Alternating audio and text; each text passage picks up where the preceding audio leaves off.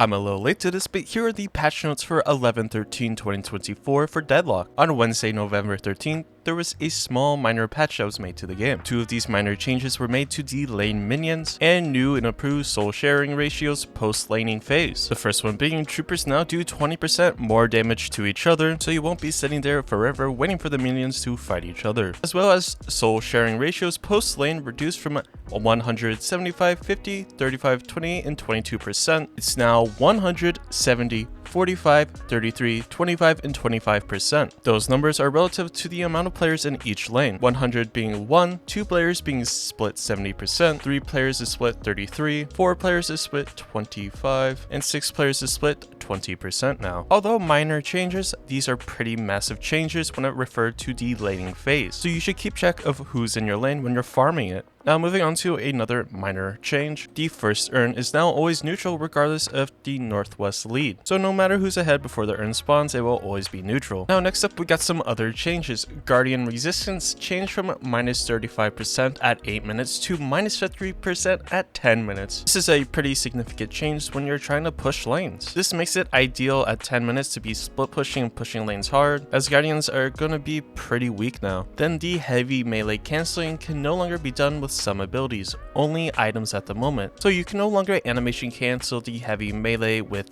other abilities. You can now only use the items. Things be like fleet footwork and stuff like that. Then team versus team Northwest comeback formula is toned down, so people can't heavily come back now, and wins and losses are more apparent than others, resulting in you actually needing to pay attention to who's dying, who's pushing lanes, who's farming, and much more. So with this change, it's definitely adding more macro and micro, so watch out for that. Next up, we got quite a few character changes. Haze's bullet dance bonus, bullet damage increased from +2 to +5, so a pretty significant damage change. Paradox time wall time stop duration reduced from 0.7 seconds to 0.6 seconds now. The time wall duration also reduced from 7 seconds to 6 seconds. Following that, Vindicta received another minor nerf. Vindicta's assassinate damage was reduced by 5%. Not the biggest change, but still a change that definitely will hurt Vindicta, although you still get the headshot damage bonus, and all in all it's still an execute, although you won't be dealing as much damage as you once before. Then with the Yamato, they did some nerfing.